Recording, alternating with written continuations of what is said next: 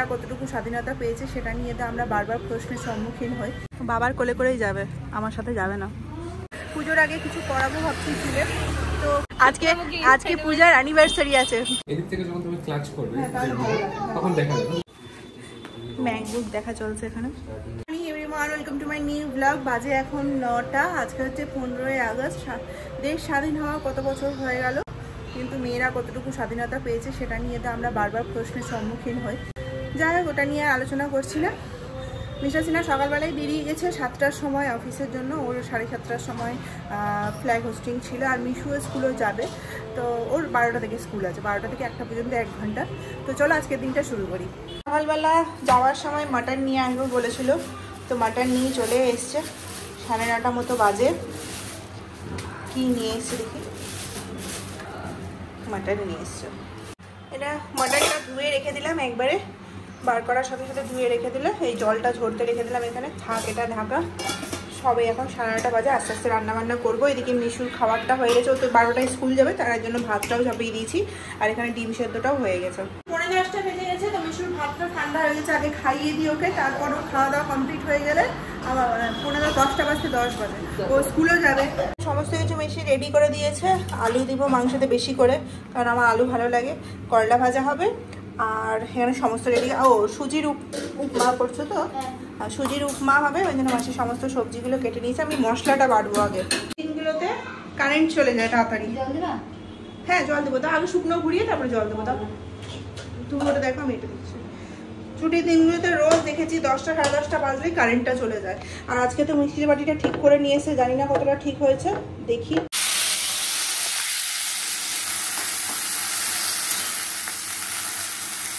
আজকে সবজিগুলো শেষ করার জন্য মাসি গাজর আর বিনসটা একটু বেশি করে দিয়েছে। যাক, আমাদের মিক্সির বাটিটা মোটামুটি ঠিক হয়ে গেছে, ভালোই ইয়ে হয়েছে, পেস্ট হয়েছে।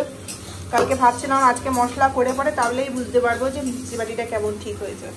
এই যে আমাদের ব্রেকফাস্ট রেডি হয়ে গেছে। আজকে হচ্ছে বৃহস্পতিবার, তাড়াতাড়ি রান্না বান্না করে পুজোও করতে হবে। মিশুকে নিয়ে যাব স্কুলে, রান্নাটা চাপিয়ে দিলাম। আধা ঘন্টা আগে লবণ আর হলুদ দিয়ে একটু ম্যারিনেট করে রেখেছিলাম। আমার না সাদা সাদা আলু মাংসে একদমই ভালো লাগে না, ওই জন্য হলুদ দিয়ে ভাজি, কালারটাও সুন্দর আসে।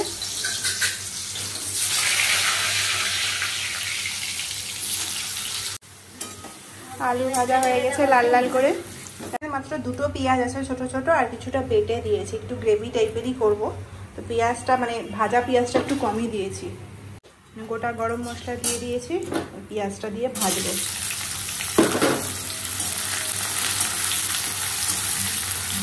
পেঁয়াজ ভাজা হয়ে গেছে, এবার মশলাটা দিয়ে দেবো।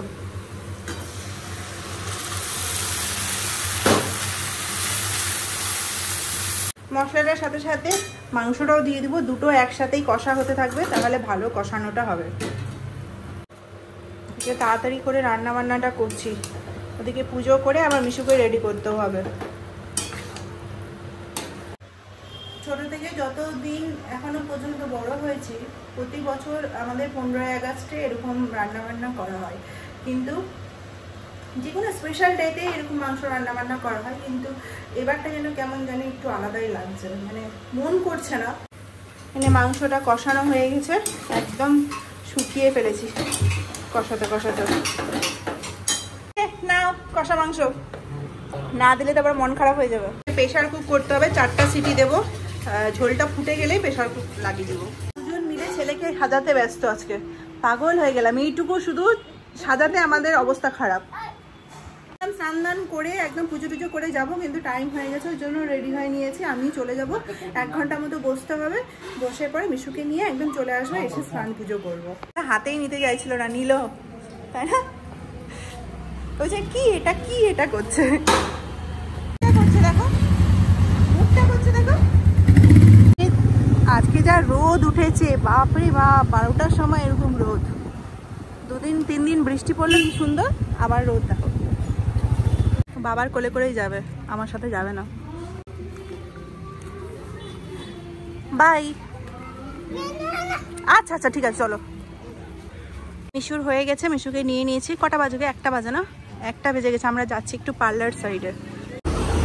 12টা থেকে 1টা পর্যন্ত দাঁড়িয়ে থাকলাম, প্রচন্ড রোদ, দাঁড়ানো যাচ্ছিল না, ছায়া দেখে দাঁড়িয়েছিলাম। মিশু বেরোলো দেখলাম যাচ্ছি একটু এখানে একটা বিয়ন্ড বলে একটা পার্লার রয়েছে, তো সেখানেই যাব। তো আমি তো দোকানটা চিনি না, পুজোর আগে কিছু করাবো ভাবছি চুলে। তো পূজার বাড়ির সামনে দাঁড়িয়ে আছি, পূজা আসুক একসাথে যাব, ও যাবে। তো আগে থেকে জেনে আসি কি মানে কি করালে ভালো হয় আমার চুলের লেন্থটা যেহেতু অনেকটাই আছে, তো গিয়ে কথা বলবো জাস্ট।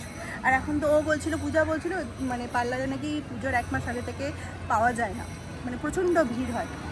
ওই জন্য ভাবলাম তার আগে থেকে কথা বলে আসি, যদি আমার বাজেটের মধ্যে আমার ইয়ের মধ্যে পড়ে তাহলে আমি যাব, না হলে দেখা যাক কী হয়। কি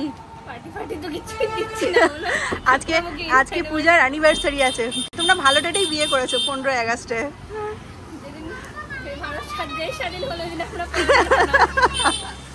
আজকে ওর 6 ইয়ার অ্যানিভার্সারি, আমাদের মতোই। আমার মার্চে 6 ইয়ার্স কমপ্লিট হয়েছে, ওর আগস্টে হলো। বলো কেমন লাগছে এক্সপিরিয়েন্স 6 বছরে? খুব ভালো, ভীষণ ভালো। চলে গেছিলাম ওই দিকটাতে। হ্যাঁ চলো, তুমি যাবে না? আসো, শুনবে না? তখন চুলটা পুরো একদম স্ট্রেট থাকবে, বাট যখন তোমার 1 to 2 মান্থ চলে যাবে তখন তোমার বটমসের মানে চুলটা স্ট্রেট থাকে না, তার একটা ওয়েভ আসবে। হ্যাঁ, যেহেতু তোমার স্ট্রেট আছে তাহলে কিন্তু তোমার মুখে আবার মানে ওয়েভ আসবেই না, স্ট্রেটই থাকবে, তোমার বেশি দিন থাকবে। মানে এই টাইপের চুলে একটু লং লাস্টিং বেশি হয়। আমি দেখিয়ে দিচ্ছি।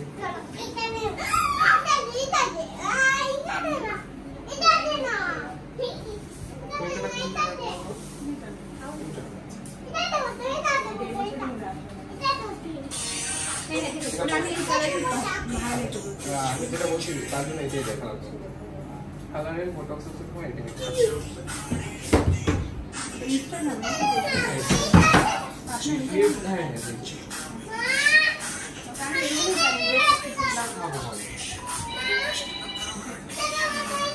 কালার অনেক কালার আছে, বাট এটা ভালো।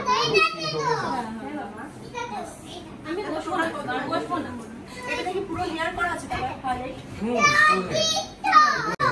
কম রাখার জন্য, তাহলে তোমার মিডিলটাতে তোমার দেখছে না কেউ, মানে বেশিরভাগ সময় কিন্তু চুল বেঁধেই থাকে, বেঁধেই রাখা। তাহলে তুমি পুরো এই যে ফ্রন্ট লুক থাকবে আর এই সাইডগুলো, এই বোসের জন্য তখন এদিক থেকে যখন তুমি ক্লাচ করবে তখন দেখা যাবে, কিন্তু ভিতরে তোমার একটা ফোকাস হবে না। তো তোমার ওটা কম যেটা হয়, ওটা কত মূল্য হয়ে যাবে? ওটা তোমার 2500, মানে হাফ কাট হবে। বুঝতে পেরেছি। মানে মিডিলটা ওই ক্রাউন এই অক্সিলারি বোন এরিয়া এখানটাতে থাকবে না, তো আরামসে তুমি তাহলে কত হলো? এটা যদি 2000 হয়ে গেছে জানা, যেটা জানা ছিল। এখন যাবো হচ্ছে বাড়ি, তাই তো? বাড়ির দিকে যাবো তো। এখন এরা আলোচনা করছে। অ্যাকচুয়ালি আজকে পূজা আর আমাদের কল্পজ্যোতি দাদার আজকে অ্যানিভার্সারি আছে, তো এখন দাদা আমাদের দিদিকে একটা গিফট দিবে, ওই জন্য একটা জায়গায় স্পেশাল যাচ্ছি। ওই জন্য আমরাও যাচ্ছি দেখতে। একটু এসেছি এখানে, যাবো ভেতরে একটু দেখবো। 2-2:30 মতো বেজে গেছে। হ্যাঁ, এখন কি চলছে দেখিনি একটু। আসলে বিয়ে করে এরা আইপ্যাড পেলাম, তাই জন্য ফ্রিডম ফিলে আইপ্যাড দেখবে বলে এসছো। না না, আমি আমরাও একটু দেখে যাব। বলছিও না, দেখে যাও। যদি আমি ভিডিও হ্যাঁ, কিনে যে লজ্জা হবো কিন্তু তোমার ব্লগে বলি। আরে দেখতে এসছি, দেখা মানে কি কেনা। চলো দেখি গিয়ে। ম্যাকবুক দেখা চলছে এখানে।